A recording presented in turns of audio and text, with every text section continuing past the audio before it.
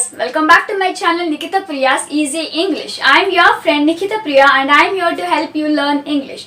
Let's learn English through Kannada. So friends, ಇವತ್ತಿನ ವಿಡಿಯೋದಲ್ಲಿ ನಾವು ಕೆಲವು ಹೊಸ ಇಂಗ್ಲಿಷ್ ವರ್ಡ್ಸ್ನ ಕಲಿಯೋಣ. ಯಾಕಂದರೆ ತುಂಬ ಜನ ನನಗೆ ಕಾಮೆಂಟ್ ಮಾಡಿ ಕೇಳಿದ್ರು, ನಮಗೆ ನ್ಯೂಸ್ ಪೇಪರ್ ಓದುವಾಗ, ಬುಕ್ ಓದುವಾಗ ಸ್ವಲ್ಪ ಯಾವ ವರ್ಡ್ ಹೇಗಿರುತ್ತೆ, ಹೇಗೆ ಬರುತ್ತೆ, ನಮಗೆ ಕಷ್ಟ ಆಗುತ್ತೆ ಅಂತ ತಿಳ್ಕೊಳ್ಳೋದು. ಸೊ ನಮಗೆ ವರ್ಡ್ಸ್ ಮೀನಿಂಗ್ ಆ್ಯಂಡ್ ವರ್ಡ್ಸ್ ಎಲ್ಲ ವಿಡಿಯೋ ಮಾಡಿ ಅಂತ. ಸೊ ನಿಮಗೋಸ್ಕರ ಇವತ್ತಿನ ವಿಡಿಯೋ. ಆದರೆ ನಾನಿವತ್ತು ಕೇವಲ ವರ್ಡ್ಸ್ನ ಹೇಳ್ಕೊಡ್ತಾ ಇಲ್ಲ. ಯಾಕಂದರೆ ತುಂಬ ಜನಕ್ಕೆ ಯಾವ ವರ್ಡ್ ಯೂಸ್ ಮಾಡಿದಾಗ ಅದರ ಆಪೋಸಿಟ್ ವರ್ಡ್ ಏನು ಯೂಸ್ ಮಾಡಬೇಕು ಅಂತ ಗೊತ್ತಿರೋದಿಲ್ಲ. ಸೊ ಇವತ್ತು ನಾನು ಹೊಸ ವರ್ಡ್ ಜೊತೆಗೆ ಅದರ ಆಪೋಸಿಟ್ ವರ್ಡ್ ಏನು ಅಂತ ಹೇಳ್ತೀನಿ. ಅದನ್ನ ಯಾವ ರೀತಿ ಪ್ರೊನೌನ್ಸ್ ಮಾಡಬೇಕು ಅಂತಾನೂ ಹೇಳ್ತೀನಿ ಆ್ಯಂಡ್ ಅದ್ರ ಮೀನಿಂಗ್ ಏನು ಅಂತಾನೂ ಹೇಳ್ತೀನಿ. ಜೊತೆಗೆ ಅದನ್ನ ಯೂಸ್ ಮಾಡಿಕೊಂಡು ಸೆಂಟೆನ್ಸ್ ಕೂಡ ನಾನು ಫ್ರೇಮ್ ಮಾಡ್ತೀನಿ. ಸೊ ಫ್ರೆಂಡ್ಸ್, ಇವತ್ತಿನ ವಿಡಿಯೋ ಸ್ಟಾರ್ಟ್ ಮಾಡೋಣ. Without further do, let's get started. Alive, alive ಇದರ ಅರ್ಥ ಜೀವಂತವಾಗಿ. ಈಗ ಇದನ್ನು ಸೆಂಟೆನ್ಸ್ ಮೂಲಕ ನೋಡೋಣವಾ? Are you alive? Are you alive ಇದರ ಅರ್ಥ ನೀನು ಜೀವಂತವಾಗಿದೆಯಾ, ನೀನು ಬದುಕಿದೆಯಾ, ನೀನು ಜೀವಂತವಾಗಿದೆಯಾ ಅಂತ ಕೆಲವು ಸಲ ಕೇಳ್ತೀವಲ್ವ, ಯಾರಾದರೂ ತುಂಬ ಅಪರೂಪ ಆದಾಗ. ಆವಾಗ ಆರ್ ಯು ಅಲೈವ್ ಅಂತ ಕೇಳ್ತೀವಿ. ಓಕೆ, ಜಸ್ಟ್ ಕಾಮನ್ ಆಗಿ ಇದು ಕೇಳೋ ಅಂಥದ್ದು. ಈಗ ಇದ್ರ ಆಪೋಸಿಟ್ ಏನು? ಡೆಡ್ ಅಂದರೆ ಸತ್ತ ಅಥವಾ ಮೃತ ಅಥವಾ ಮಡಿದ ಅಂತ ಅರ್ಥ ಬರುತ್ತೆ. ಇದರ sentence, his grand father is dead. His grandfather is dead. ಕನ್ನಡದಲ್ಲಿ ಅವನ ಅಜ್ಜ ಸತ್ತಿದ್ದಾರೆ. ಇವಾಗ ನೆಕ್ಸ್ಟ್, ಆಲ್ ಎಲ್ಲ, ಸಮಸ್ತ ಅಂತ ಅರ್ಥ. ಈಗ ಇದನ್ನ ಸೆಂಟೆನ್ಸಲ್ಲಿ, I want all the chocolates. I want all the chocolates ಅಂದರೆ ನನಗೆ ಎಲ್ಲ ಚಾಕ್ಲೇಟ್ಗಳು ಬೇಕು. ಈಗ ಇದರ ಆಪೋಸಿಟ್ ಏನು? ನನ್, ಯಾವುದು ಅಥವಾ ಏನೂ ಇಲ್ಲ ಅಂತ ಅರ್ಥ. ಇದನ್ನು ಸೆಂಟೆನ್ಸ್ನಲ್ಲಿ, none of them listened to orders. None of them listened to orders ಅಂದರೆ ಅವರಲ್ಲಿ ಯಾರೂ ಆದೇಶಗಳನ್ನು ಕೇಳಲಿಲ್ಲ. ಅಲೋ ಅಂದರೆ ಅನುಮತಿ. ಸೊ ಇದನ್ನು ಸೆಂಟೆನ್ಸ್ನಲ್ಲಿ, please allow us to go. Please allow us to go ಇದರ ಅರ್ಥ ದಯವಿಟ್ಟು ನಮಗೆ ಹೋಗಲು ಅನುಮತಿ ಕೊಡಿ. ಈಗ ಇದರ ಆಪೋಸಿಟ್ ಏನು? ಫಾರ್ಬಿಡ್. ಫಾರ್ಬಿಡ್ ಅಂದರೆ ನಿಷೇಧಿಸಿ ಅಥವಾ ನಿಷೇಧಿಸಿದೆ ಅನ್ನೋದಕ್ಕೆ ಫಾರ್ಬಿಡ್ ಅಂತೀವಿ. ಐ ಫಾರ್ಬಿಡ್ ಯು ಟು ಲೀವ್ ಅಂದರೆ ನಾನು ನಿಮ್ಮನ್ನು ಹೋಗಲು ನಿಷೇಧಿಸುತ್ತೇನೆ ಅಂತ ಅರ್ಥ. ಕ್ವೆಶನ್. ಕ್ವೆಶನ್ ಅಂದರೆ ಪ್ರಶ್ನೆ. What was your question? What was your question ಇದರ ಅರ್ಥ ನಿಮ್ಮ ಪ್ರಶ್ನೆ ಏನಾಗಿತ್ತು. ಈಗ ಇದರ ಆಪೋಸಿಟ್ ಆನ್ಸರ್ ಅಂದರೆ ಉತ್ತರ. Answer me. ಆನ್ಸರ್ ಮೀ ನನಗೆ ಉತ್ತರಿಸಿ. ಸೊ ಎಲ್ಲರಿಗೂ ಇದು ಕಾಮನ್ ಆಗಿ ಗೊತ್ತು. ನೆಕ್ಸ್ಟ್, ಅಸ್ಲೀಪ್ ಅಂದರೆ ನಿದ್ದೆ. ನಿದ್ದೆ ಮಾಡೋದಕ್ಕೆ, ನಿದ್ದೆ ಹೋದ ಅನ್ನೋದಕ್ಕೆ ಅಸ್ಲೀಪ್ ಅಂತ ಹೇಳ್ತೀವಿ. He has fallen asleep. He has fallen asleep ಅವನು ನಿದ್ರೆಗೆ ಜಾರಿದ್ದಾನೆ. ಇದರ ಆಪೋಸಿಟ್ ಅವೇಕ್ ಅಂದರೆ ಎಚ್ಚರ. ಸೊ ನಿದ್ದೆ ಹೋದ, ಎಚ್ಚರಗೊಂಡ, ಈ ರೀತಿ. Stay awake. ಸ್ಟೇ ಅವೇಕ್ ಎಚ್ಚರವಾಗಿರಿ ಅಂತ ಅರ್ಥ. ನೆಕ್ಸ್ಟ್, ಗುಡ್ ಅಂದರೆ ಒಳ್ಳೆಯದು. ಇದು ಕಾಮನ್ ಆಗಿ ಎಲ್ಲರಿಗೂ ಗೊತ್ತು. ಅಂದರೆ ಯು ಆರ್ ಲುಕಿಂಗ್ ಗುಡ್. ಸೆಂಟೆನ್ಸ್ನಲ್ಲಿ ಯು ಆರ್ ಲುಕಿಂಗ್ ಗುಡ್ ನೀವು ಚೆನ್ನಾಗಿ ಕಾಣುತ್ತಿದ್ದೀರಿ. ಇದರ ಆಪೋಸಿಟ್ ಬ್ಯಾಡ್ ಅಂದರೆ ಕೆಟ್ಟದು. ಸೆಂಟೆನ್ಸ್ನಲ್ಲಿ, I am feeling bad for him. I am feeling bad for him ನನಗೆ ಅವನ ಬಗ್ಗೆ ಪಾಪ ಅನಿಸ್ತಿದೆ ಅಂದರೆ ನನಗೆ ಅಯ್ಯೋ ಅನಿಸುತ್ತೆ ಅಂತ ನೋಡಿದ್ರೆ ಒಂಥರ ದುಃಖ ಆಗುತ್ತೆ ಅಂತ ಹೇಳ್ತೀವಲ್ವ. ಸೊ ಅದೇ ಸೇಮ್ ಇಂಗ್ಲೀಷ್ನಲ್ಲಿ ಈ ರೀತಿ ಹೇಳ್ತೀವಿ. Next, bottom. ಬಾಟಮ್ ಅಂದರೆ ಕೆಳಗೆ. ಸೆಂಟೆನ್ಸ್ನಲ್ಲಿ, sign in at the bottom. Sign in at the bottom ಕೆಳಗೆ ಸೈನ್ ಇನ್ ಮಾಡಿ. ಅಂದರೆ ಈಗ ಕೆಲವು ಡಾಕ್ಯುಮೆಂಟ್ಸ್ ಇರುತ್ತೆ, ಕೆಳಗಡೆ ಸೈನ್ ಇನ್ ಮಾಡಿ ಅಂತ ಹೇಳ್ತೀವಲ್ವ. ಈಗ ಕಂಪ್ಯೂಟರಲ್ಲಿ ನಿಮ್ಮ ಇಮೇಲ್ ಐ ಡಿ ಓಪನ್ ಮಾಡಬೇಕು, ಸೈನ್ ಇನ್ ಮಾಡಬೇಕು, ಆವಾಗ ಸೈನ್ ಇನ್ ಮಾಡಿ ಅಂತ ಹೇಳೋದಕ್ಕೆ ನಾವು ಈ ರೀತಿ ಯೂಸ್ ಮಾಡ್ತೀವಿ.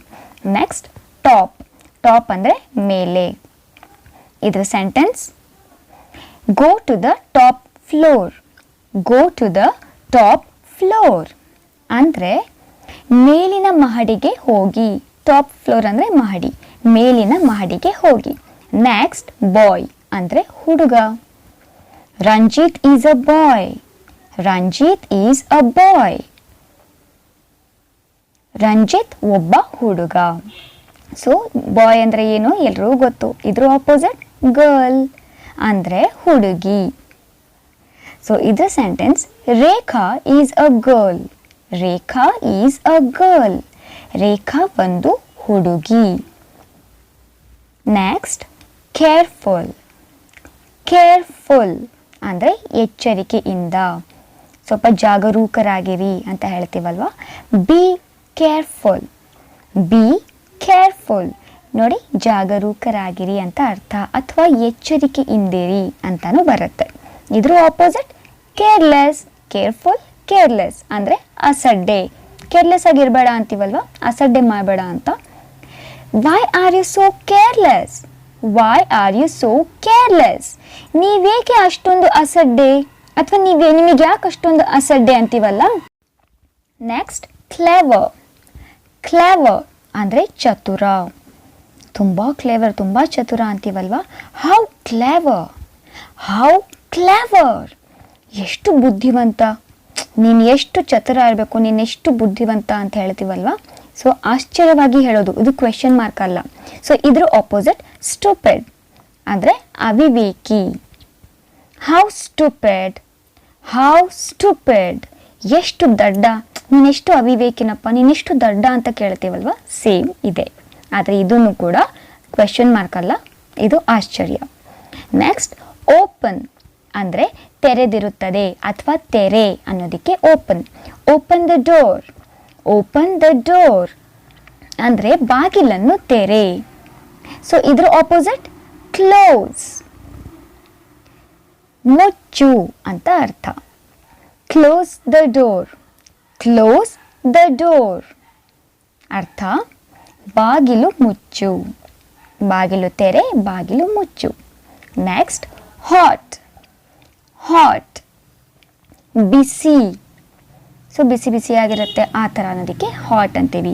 It's hot today. It's hot today ಇವತ್ತು ಬಿಸಿಲಿದೆ, ಎಷ್ಟು ಧಗೆ ಇದೆಯಪ್ಪ, ಎಷ್ಟು ಬಿಸಿಲಿದೆ ಅಂತೀವಲ್ವ. So it's hot today. ಇದ್ರ ಆಪೋಸಿಟ್ ಕೋಲ್ಡ್ ಅಂದರೆ ಶೀತ ಅಥವಾ ನೆಗಡಿ ಅಥವಾ ಚಳಿ ಕೂಡ ಆಗುತ್ತೆ. It's cold today. It's cold today ಇಂದು ಶೀತ ಇದೆ, ಇವತ್ತು ಚಳಿ ಇದೆ ಅಂತ ಹೇಳ್ತೀವಲ್ವ. ಸೇಮ್ ಇದು ಸ್ವಲ್ಪ ಸ್ಟ್ಯಾಂಡರ್ಡ್ ಕನ್ನಡ ಮಾತಾಡಬೇಕು ಅಂದರೆ ಇಂದು ಶೀತ ಇದೆ, ಇಂದು ಶೀತ ಇದೆ ಅಂತ ಹೇಳ್ತೀವಿ. ನೆಕ್ಸ್ಟ್ ಡಾರ್ಕ್ ಕತ್ತಲೆ ಅಥವಾ ಅಂಧಕಾರ. Why is it dark. Why is it dark ಇದರ ಅರ್ಥ ಇಲ್ಲಿ ಏಕೆ ಕತ್ತಲೆ ಇದೆ, ಇಲ್ಲಿ ಏನಕ್ಕೆ ಕತ್ತಲೆ ಇದೆ. ಒಂದು ರೂಮಿಗೆ ಹೋಗ್ತೀವಿ, ಈ ರೂಮಲ್ಲಿ ಯಾಕೆ ಕತ್ತಲೆ ಇದೆ ಅಂತೀವಲ್ವ, ಸೇಮ್. ಈಗ ಇದ್ರ ಆಪೋಸಿಟ್ ಲೈಟ್ ಅಂದರೆ ಬೆಳಕು. The light is on. ನೋಡಿ ಆ ಕ್ವೆಶನ್ಗೆ ಆನ್ಸರ್ ಸಿಕ್ಬಿಡ್ತು, ಲೈಟ್ ಆನ್ ಇದೆ ಅಂತ. ಸೊ ಬೆಳಕು ಆನ್ ಇದೆ ಅಂತ ನಾವು ಯೂಶಲಿ ಹೇಳಲ್ಲ, ಅಥವಾ ಬೆಳಕು ಆನ್ ಆಗಿದೆ ಅಂತ ನಾವು ಲೈಟ್ ಆನ್ ಆಗಿದೆ ಅಂತ ಹೇಳ್ತೀವಿ. ನೆಕ್ಸ್ಟ್ ವಿಕ್ಟ್ರಿ ಅಂದರೆ ಗೆಲುವು. This is a great victory. This is a great victory ಇದು ದೊಡ್ಡ ಗೆಲುವು ಅಂತ ಹೇಳೋದಕ್ಕೆ ಇಂಗ್ಲಿಷ್ನಲ್ಲಿ ಈ ರೀತಿ ಹೇಳ್ತೀವಿ. ಇದ್ರ ಆಪೋಸಿಟ್ ಡಿಫೀಟ್. ಡಿಫೀಟ್ ಅಂದರೆ ಸೋಲು, ಗೆಲುವು, ಸೋಲು. She defeated him. She defeated him ಅವಳು ಅವನನ್ನು ಸೋಲಿಸಿದಳು. Next empty. ಎಂಟಿ ಅಂದರೆ ಖಾಲಿ. The bag is empty. The bag is empty ಚೀಲ ಖಾಲಿಯಾಗಿದೆ. ಬ್ಯಾಗನ್ನು ನಾವು ಕನ್ನಡದಲ್ಲಿ ಚೀಲ ಅಂತ ಹೇಳ್ತೀವಿ. ಚೀಲ ಖಾಲಿಯಾಗಿದೆ. ಇದರ ಆಪೋಸಿಟ್ ಫುಲ್ ಅಂದರೆ ಪೂರ್ತಿಯಾಗಿ ಅಥವಾ ತುಂಬಿದೆ. Sentence, are you full? Are you full?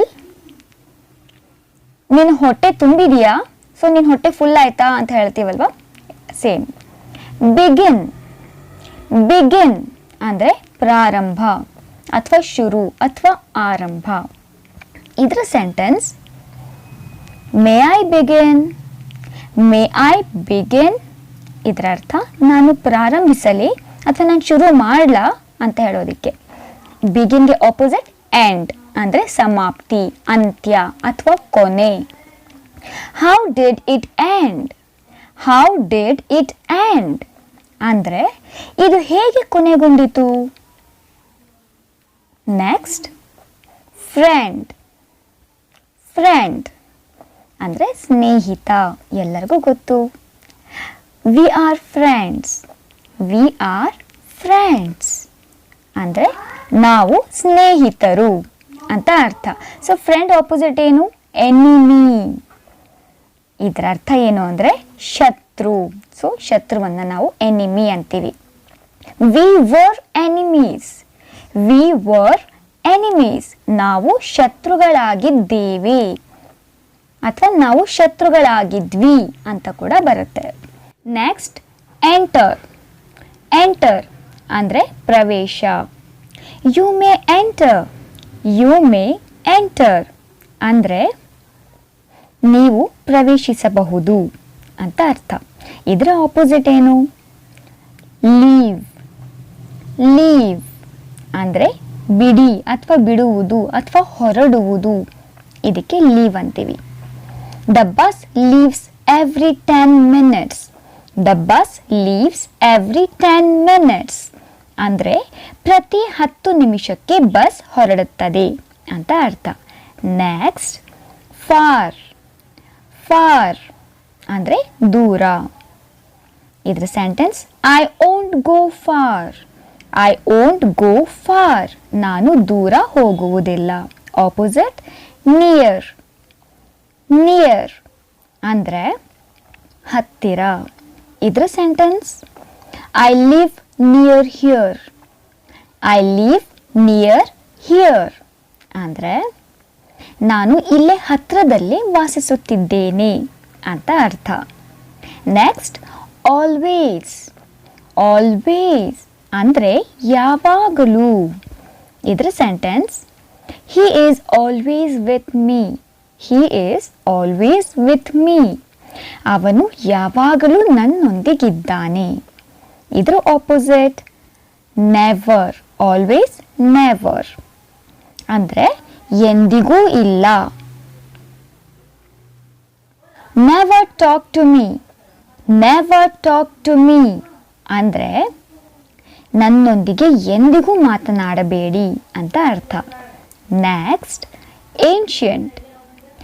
Ancient ಅಂದರೆ ಪ್ರಾಚೀನ.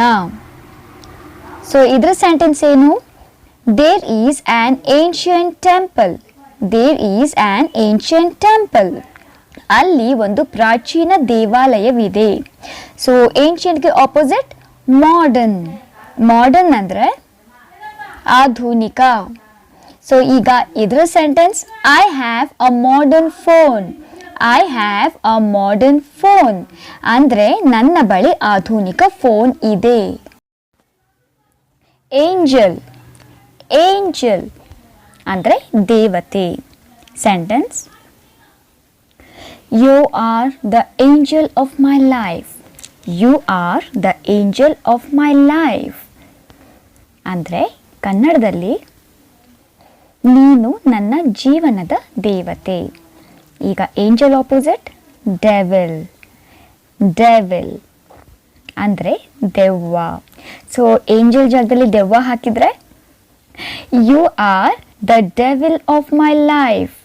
ಯೂಶಲಿ ಇದನ್ನು ಯಾರೂ ಹೇಳಬಾರ್ದು. ಜಸ್ಟ್ ಫಾರ್ ಡಿಫ್ರೆನ್ಸ್ ನಾನು ನಿಮಗೆ ಸೆಂಟೆನ್ಸ್ ಕೊಡ್ತಾ ಇದ್ದೀನಿ. ನೀನು ನನ್ನ ಜೀವನದ ದೆವ್ವ ಅಂತ ಅರ್ಥ. ಓಕೆ. Next, backward. ಬ್ಯಾಕ್ವರ್ಡ್ ಅಂದರೆ ಹಿಂದುಳಿದ ಅಥವಾ ಹಿಂದಕ್ಕೆ. So sentence, the car is moving backwards. The car is moving backwards ಅಂದರೆ ಕಾರು ಹಿಂದಕ್ಕೆ ಚಲಿಸುತ್ತಿದೆ ಅಂತ ಅರ್ಥ. Backward opposite forward. ಫಾರ್ವರ್ಡ್ ಅಂದರೆ ಮುಂದೆ ಅಥವಾ ಮುಂದಕ್ಕೆ. Sentence, keep moving forward.